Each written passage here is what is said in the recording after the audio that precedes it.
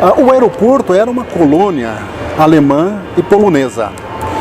E após a decisão de se implantar um aeroporto nesse local, essa área, essa colônia, esse sítio foi desapropriado. São 240 alqueires, 6 milhões de metros quadrados. Foi inteiramente desapropriado e todas as famílias que aqui residiam saíram, porém as residências ficaram. E em 1952, meu pai entrou então para o Ministério da Aeronáutica, também na área de manutenção. E então passamos a morar em uma dessas casas. E aí eu nasci aqui, em uma dessas casas. Então, ouvindo já a partir do primeiro choro, quem sabe, né? Foi um avião que despertou na decolagem. E aí começou a minha história aqui no aeroporto.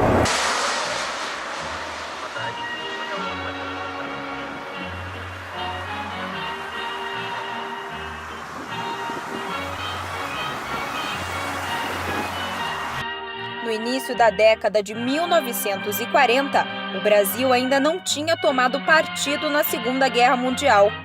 O país vivia um desenvolvimento constante e, após negociações com os dois lados, o então presidente, Getúlio Vargas, pressionado pelos Estados Unidos, tomou o lado dos aliados, que também faziam parte países como Inglaterra, União Soviética, entre outros.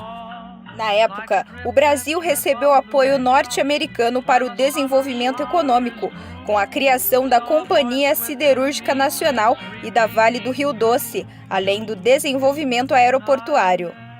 Por sua localização litorânea privilegiada no Atlântico, o Brasil era fundamental na defesa do continente americano, assim como ponto de abastecimento das aeronaves nas batalhas que seriam travadas na África e na Europa. Foram então construídas bases aéreas no Macapá, Fortaleza, Natal, Recife, Salvador, Rio de Janeiro e Curitiba. Futuramente, essas bases aéreas se tornariam aeroportos. O Ministério da Aeronáutica fez um levantamento em função dos ventos dominantes entre os anos de 1940 e 1942, nas áreas da então colônia Afonso Pena, em São José dos Pinhais, desapropriando moradores para a construção das pistas e da infraestrutura.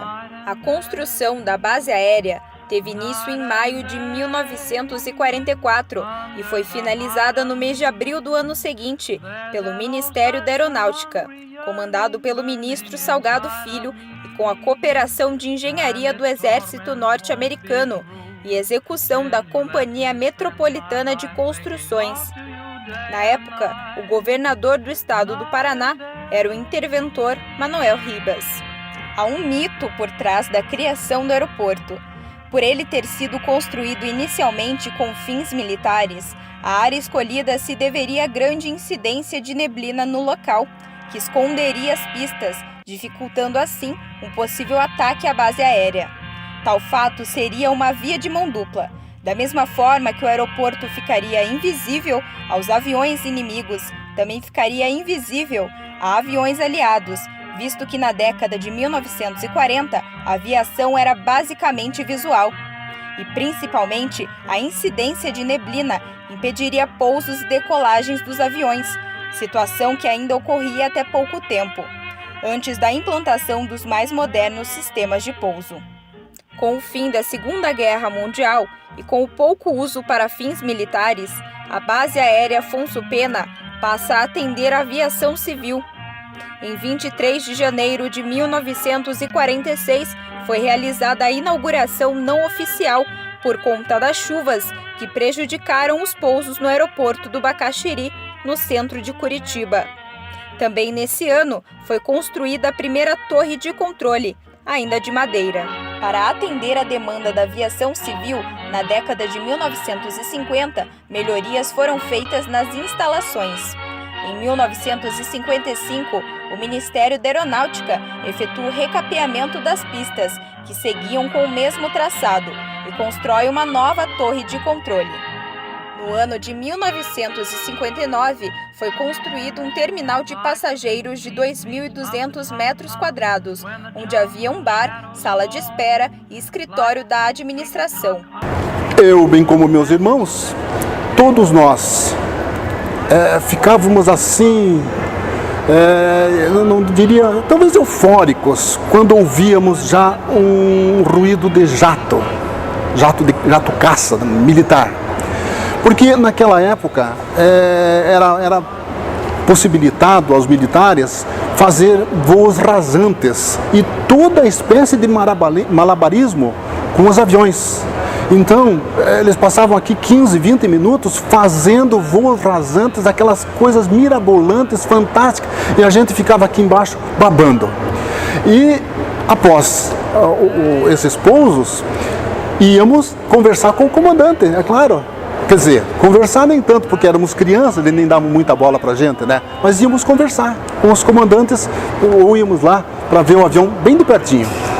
Olha, as lembranças são das melhores, porque vivíamos, no tempo de criança, né, num aeroporto que era livre a movimentação. As pessoas, os passageiros, eles chegavam e iam recepcionar ou despedir-se de seus parentes e amigos na porta do avião. Então, o que existia era uma corda que delimitava a área de segurança do avião, do passageiro, e era isso. Eu estou com 65, eu vivi 62 anos aqui. Depois que eu casei, eu ia dormir em casa e voltava para cá, né? Mas lembro com muita vivacidade quando houve um acidente com o Convair da Cruzeiro em 1958, onde morreu o Nereu Ramos, que foi próximo aqui, não lembro o local. Então isso nos impactou bastante, porque o meu pai, os vizinhos, todos comentavam, iam até lá e falavam dos horrores lá vislumbrados, né? E então essa queda foi bastante significativa. Estávamos ao lado da cabeceira da pista. Então, hoje ainda, quando vejo passar uma grande aeronave, né?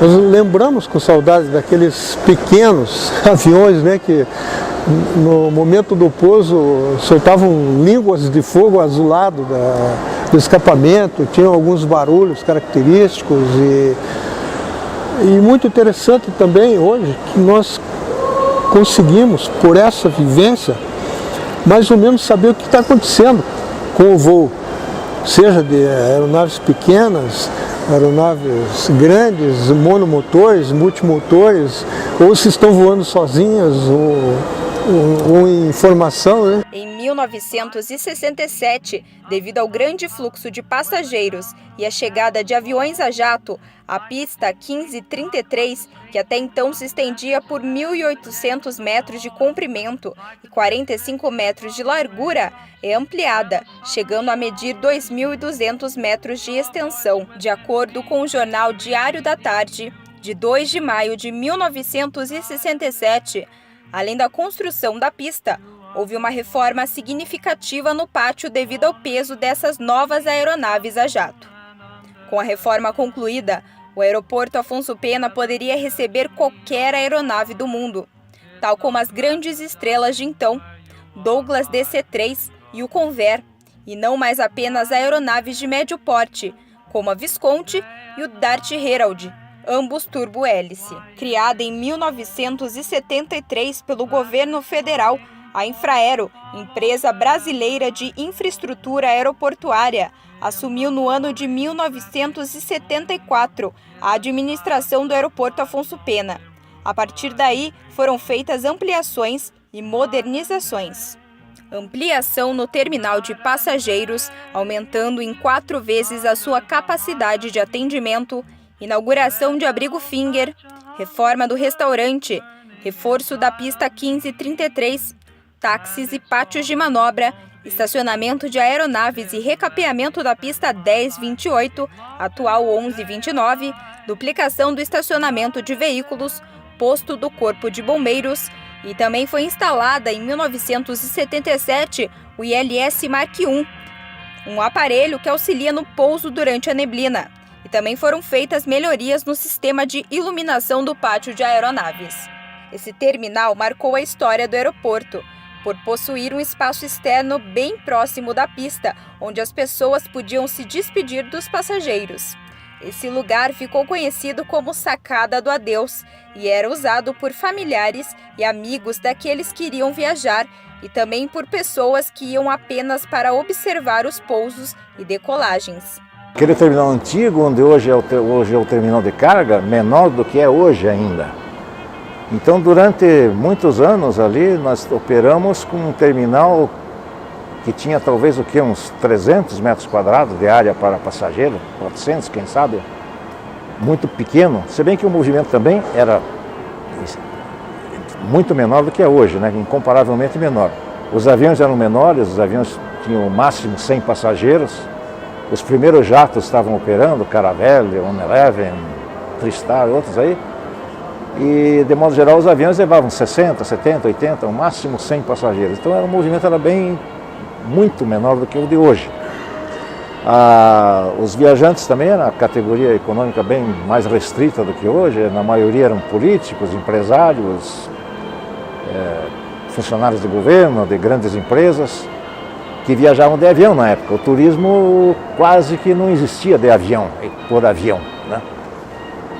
E aí, ao longo do tempo, isso foi se modificando, foi crescendo, aí nós fizemos uma primeira ampliação naquele antigo terminal, dobramos o tamanho dele e atendíamos ali, num espaço de 500, 600 metros quadrados, um movimento já intenso, já muito grande.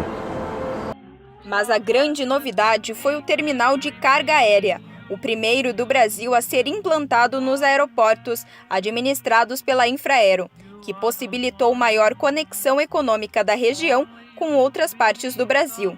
Essa série de medidas veio acompanhada pela profissionalização efetiva do aeroporto.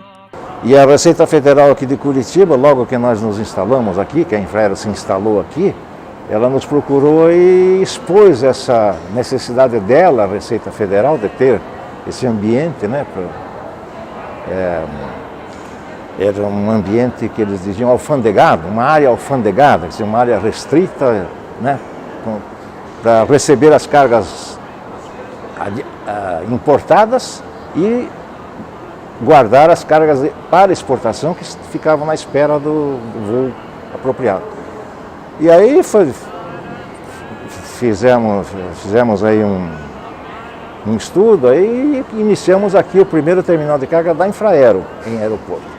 Mas o grande desafio de fazer diferenças e fazer acontecer, isso foi um motivo de progresso até para a própria região, São José dos Pinhais, Curitiba e até Santa Catarina, que é atingido por impactos desse aeroporto. Então, motivos de orgulho para a equipe e para a região. Essa iniciativa do terminal de carga aqui facilitou as empresas importadoras daqui da região, Curitiba, Ponta Grossa, a região Joinville, né? Porque então elas recebiam essas cargas em São Paulo, em Congonhas ainda, né? E tinham que trazer de São Paulo para cá, tinham que ir lá buscar, fazer o despacho lá, a papelada toda lá, era um transtorno para eles. Com essa introdução aqui, o despacho, o desembaraço que eles chamam, passou a ser feito aqui. Antes da chegada da estatal, não existia um controle rígido com as pistas, tanto no que tange à movimentação de pessoas por entre elas, quanto no controle de objetos que eventualmente possam colocar em risco pousos e decolagens, atitudes impensadas nos dias de hoje. O governo sentiu necessidade de aprimorar toda a infraestrutura dos aeroportos, porque o sítio aeroportuário, ele não tinha uma segurança que hoje tem. Ele tinha uma cerca de arame farpado com 4 fios de arame farpado. Então, qualquer um passava. E a colônia que circunda o aeroporto, todo o pessoal passava pelo interior do sítio para tomar o ônibus no ponto final aqui do aeroporto. E essa questão, então, da proibição posterior a entrada da Infraero, ficou assim um tanto quanto mal vista, né? Porque, poxa, vão nos proibir o ir e vir, um direito básico de qualquer um, né? Quem que vai nos proibir? E aí começou uma nova era. A Infraero, então, abraçou o aeroporto, implantou cercas intransponíveis e assim, como que... É claro, todo o sistema tem que ter a sua segurança e não se pode permitir que qualquer pessoa adentre a sua área. E aqui é uma área de alta periculosidade. No ano de 1980, pousou no aeroporto Afonso Pena uma das personalidades mais recordadas pela população. O Papa João Paulo II veio visitar algumas capitais brasileiras e Curitiba foi uma das escolhidas. Emoção, eu diria que a chegada do Papa João Paulo II foi algo assim, sem medida, né?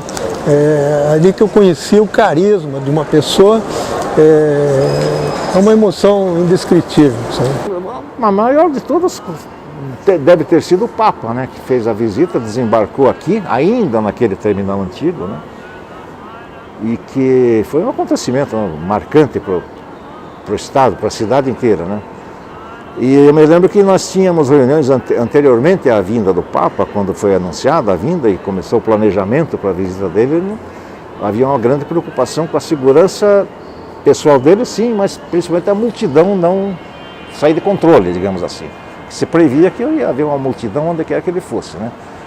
Então nós ficamos encarregados de fazer um plano de segurança e fizemos, e foi aceito, mas foi tudo perfeitamente ordenado, né? O Papa desembarcou do avião, caminhou na frente da sacada do Adeus, que você lembrou agora aqui, caminhou por toda a extensão lá embaixo, né? Por toda a extensão dela, aplaudido e gritando e tal. E tomou o carro e seguiu pela avenida, ladeada de pessoas, daqui até a Avenida das Torres e mais adiante. Então foi um plano muito bem visto na época e funcionou perfeitamente. Na volta, quando o Papa embarcou, a mesma coisa, em sentido contrário. Ele veio, entrou na nossa chamada sala VIP, tomou um cafezinho, que eu tive a honra e o orgulho de estar junto tomando também. E dali ele embarcou e foi embora. Também em 1980 foi realizada a ampliação dos 2,5 km finais da Avenida das Torres, obra que à época foi noticiada nos jornais como extremamente necessária para desafogar o crescente fluxo que congestionava a Avenida Marechal Floriano Peixoto, que até então era a via principal que conectava o aeroporto Afonso Pena a Curitiba. Foi nessa época que houve a instalação da nova torre de controle, em 1989, juntamente com o radar de controle de área terminal, que traz mais segurança ao tráfego aéreo, bem como da estação meteorológica de superfície automática, que trouxe mais confiabilidade e agilidade em relação à coleta de dados meteorológicos. Eu entrei aqui em 89 como fiscal de pátio. Então a minha carreira dentro do aeroporto foi como fiscal de pátio. Aí muita gente pergunta, o que é um fiscal de pátio? Fiscal de pátio é a ligação entre operações e aeronave, onde você desempenha todas as funções do que? De segurança, né? Principalmente das pessoas e depois da aeronave.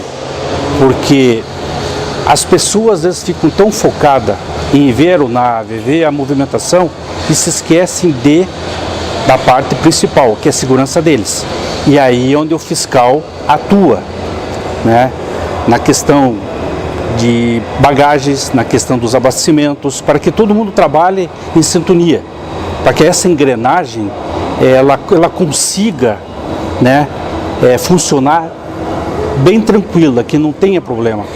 Uma das atribuições principais também é quando ele faz a vistoria de pistas e de pátios, para ver se toda a parte está funcionando adequadamente e não tem problema tem um material caído aqui, tem um negócio que vocês têm que recolher, porque as informações, se a aeronave passar, pode gerar um acidente, pode gerar N situações. uma peça dessa. Eu entrei em 89 como soldado, em 90 eu me formei na escola de sargentos, né? E vim para Curitiba em 91. E desde então trabalhei todo esse tempo aqui até me aposentar. A minha especialidade é de informações aeronáuticas. Eu especialista em informações aeronáuticas. Então assim, eu trabalhava com publicação aeronáutica, com documentação aeronáutica, a parte de plano de voo, né? Todo voo, antes de que ele aconteça, existe todo um planejamento anterior. Para que esse voo aconteça, ele tem que estar autorizado pelo sistema de controle de tráfego aéreo, e essa autorização ela se inicia todo esse processo com esse plano de voo. Então o piloto ele se dirige até a sala AIS, que é a sala de Serviço de Informações Aeronáuticas, e lá ele vai preencher um plano com todos os dados da aeronave, o destino, o tempo de voo, a autonomia, o nível proposto que ele quer voar. Aí ele vai conseguir ali as informações meteorológicas e vai consultar toda a gama de documentos que vão auxiliá-lo nesse planejamento. E então essa era a minha área. Então a gente coleta informação aeronáutica dos vários segmentos, compila isso e divulga para os interessados. Seriam os usuários, os pilotos militares, os pilotos civis, os aeroclubes, as escolas, né? E os órgãos de controle, que também utilizam essas informações aeronáuticas, né? Essas publicações e tal, para que eles possam fazer todo esse gerenciamento do tráfego aéreo.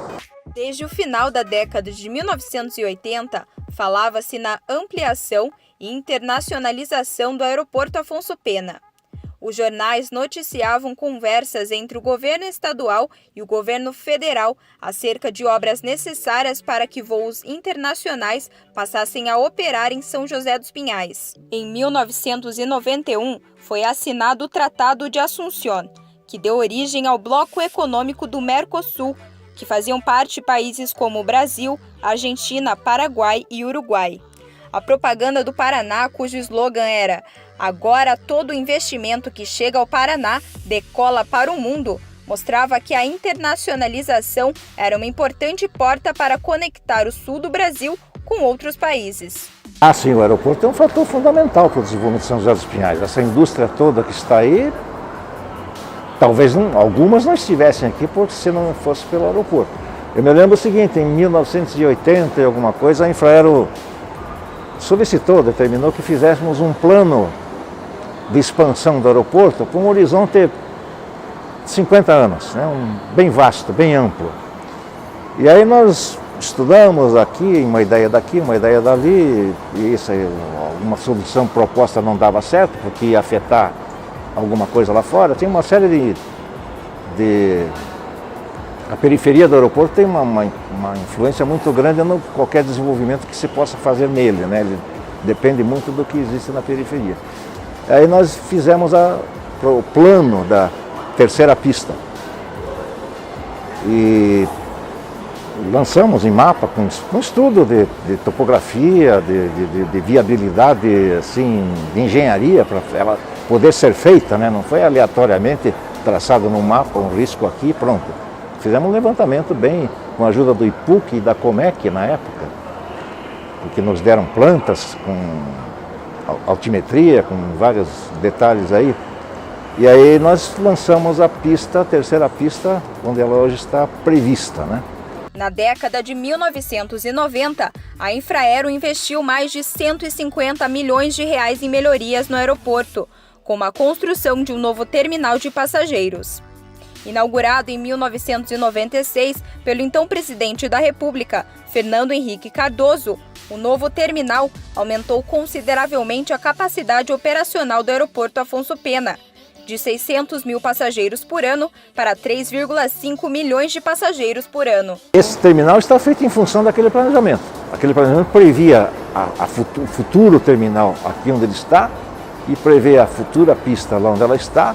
O estacionamento aqui onde está também foi previsto naquele plano, digamos assim, né? Foi imaginado. Está sendo seguido o plano, falta só a pista, né? Então foi uma inovação importante também aquela. Foi o que orientou esse crescimento aqui que está acontecendo. O terminal de carga ficou sendo lá, né? Na década de 1990, outras melhorias foram feitas no aeroporto. O pouso por instrumentos foi aprimorado com a instalação do sistema de aproximação por iluminação, que melhora a visibilidade e auxilia no pouso visual.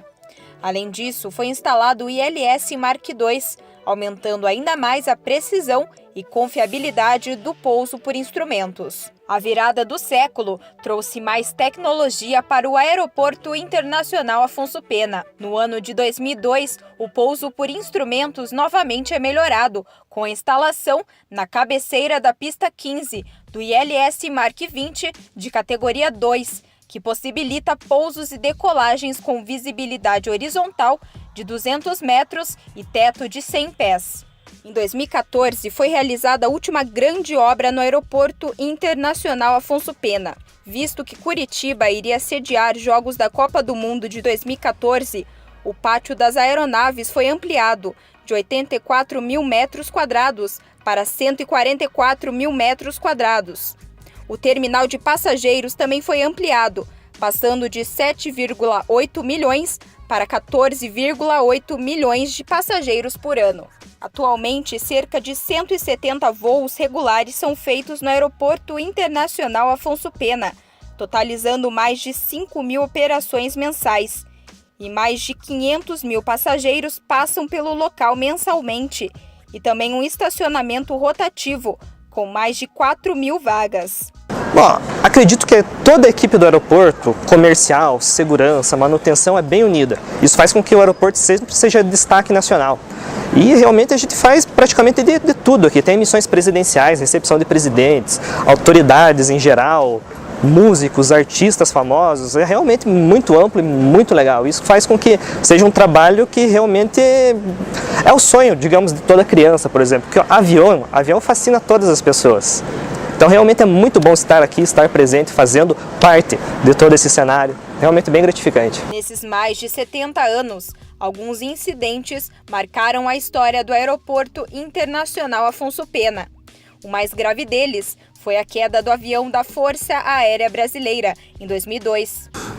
Acidente real a gente teve, sim, teve aquela questão de uma aeronave que na aproximação, antes de chegar, né, ao aeroporto, foi acidentada. Infelizmente, nessa emergência aeronáutica houveram vítimas, mas houveram também resgate e salvamento de várias pessoas.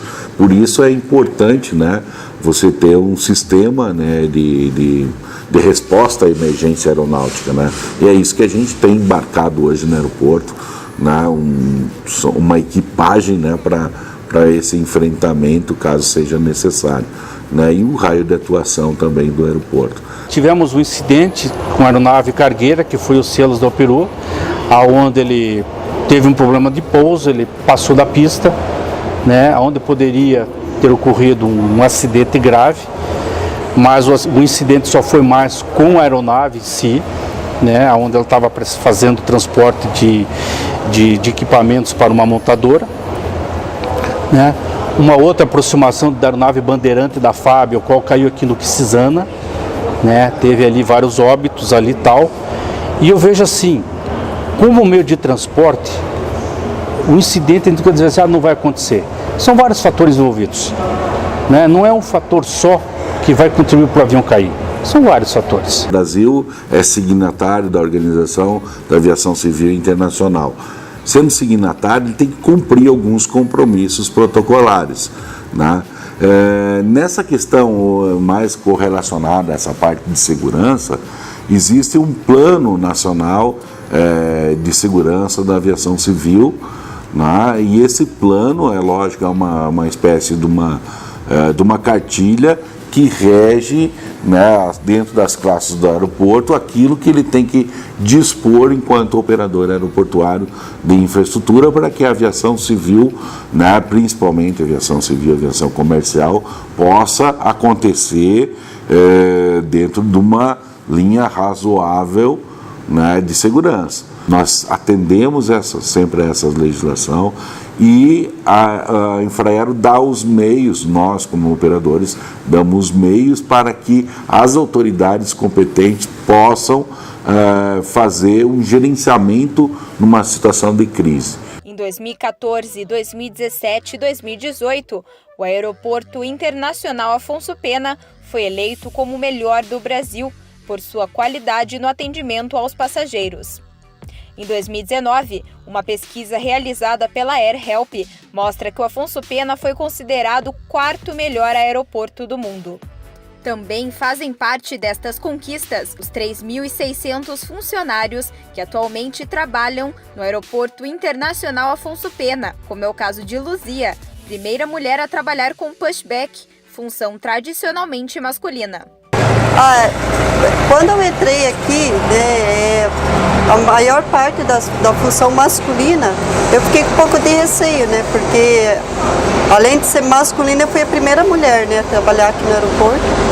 E essa oportunidade foi muito boa, né. Eu trabalho como tratorista, né, que leva o embarque e desembarque das bagagens, né, para seus setores. E também eu dirijo esse rebocador, que faz o pushback, no caso, né, que tem a barra, né, que é acoplada no avião e que ela leva o avião saindo do embarque para a táxi. Eu gosto. Aliás, como tudo é preciso gostar. Então, se torna mais simples. E é muito... aqui não há rotina, não existe rotina. Embora pareça que sempre são as mesmas coisas a serem executadas, mas não. Nós convivemos com muita gente aqui e uma das minhas funções é fiscalizar para que tudo que aconteça nessa área respeite as normas de segurança, e todos somos treinados quanto à segurança. Então, para que não aconteça acidentes e também não aconteçam atrasos, porque impactaria junto às companhias aéreas. A maioria das pessoas, os passageiros principalmente, eles conhecem um lado do aeroporto. Muitas pessoas estão envolvidas aqui nessa área, treinadas para isso, muito bem treinadas, porque depende delas a segurança, depende de cada um a segurança para que tudo transcorra normalmente. Ninguém esquece um acidente, então eles não podem acontecer. O meu dia a dia é bem tranquilo, assim, eu trabalho por escala. Eu, na verdade, não tenho um horário fixo. Um dia eu faço um horário, no outro dia eu faço outro horário. Chego, tenho o meu checklist para fazer, o briefing com o pessoal para realizar. E a gente vai verificar a demanda, os aeroportos estão abertos ou não, as previsões, a load de passageiro, é bem tranquilo. O que eu mais gosto porque não tem rotina, né? Cada dia é um dia diferente, então a gente não tem um dia planejado. A gente pode ter uma contingência de fechar o aeroporto, um voo pode cancelar por um outro motivo, os perfis dos clientes são diferentes, então é porque não tem rotina mesmo. No check-in, a gente faz o check-in dos clientes que vão embarcar nos próximos voos. A gente tem que despachar bagagem, marcar assento. Às vezes, quando o cliente perde o voo, a gente consegue remarcar por aqui também, próximo voo, te abre lista de espera, faz o check-in de modo geral. Né? Às vezes é meio complicado, porque não é a gente também não é todas as vezes que a gente está numa vibe boa para receber, mas aí esse tipo de coisa, de problema, a gente tem que deixar em casa e vir para cá disposto a receber todo tipo de gente. É complicado porque, como é que eu posso dizer, o ser humano é uma incógnita às vezes, né? Às vezes está tudo bem, os voos estão todos no horário e vem gente querendo brigar já por qualquer motivo. A gente tem que ter muito jogo de cintura com esse tipo de gente para a gente não, assim, fazer um bom atendimento no final. Às vezes um cliente chega aqui com raiva e sai sorrindo e agradecendo ainda. E essa é a nossa recompensa. Sou encarregado do terminal de passageiros aqui do Aeroporto Internacional Afonso Pena. Nossa atividade aqui é bem ampla. A gente, por exemplo, elabora termos de referência para aquisições diversas, cuidamos da fiscalização de diversos contratos, porém, o nosso foco principal é a facilidade ao passageiro, sempre buscando soluções para que a estadia do passageiro aqui no aeroporto seja a mais agradável possível. E uma parte interessante, especificamente do nosso setor, que eu gosto muito, é a interface direta com o passageiro. Cuidamos também dos achados e perdidos, então é sempre muito gratificante ver no passageiro que ele realmente gostou do nosso trabalho. Acredito que isso seja um dos fatores que fizeram com que o aeroporto Afonso Pena seja eleito um dos melhores aeroportos do Brasil. Acredito que o que mais marcou, que até uma passageira fez uma ouvidoria de elogio para mim, foi ela embarcou no voo para a Argentina e ela acabou esquecendo a pochete dela, cheio de dólares, com uma boa quantia de dólares e muito poucos documentos. Aí não tinha como identificar o passageiro. Aí o procedimento padrão seria pegar, registrar e deixar guardado no nossos achados perdidos. Porém, eu senti que realmente ia fazer muita falta. E como eu falei, a gente sempre tenta dar um passo além. Aí eu fiz umas buscas, foi quase que uma ação de cinema. Aí consegui localizar onde ela trabalha, consegui contato com a filha dela, aí que realmente consegui contato com a passageira. Ela ficou realmente muito grata e somos amigos até hoje. E também de pessoas, as quais o amor pela aviação é tão verdadeiro que fazem de suas histórias a história do Aeroporto Internacional Afonso Pena. Sentimento, eu te digo assim, é um sentimento prazeroso. Eu não consigo, desassociar eu com o aeroporto. Que isso aqui faz parte da minha vida. Foram mais de 25 anos trabalhando aqui. Então você cria um sentimento, né? Então você tem os amigos aqui dentro. Então isso é muito gratificante, porque a gente deixou um legado muito legal, né, nesses anos. Então a gente viu isso aqui crescer.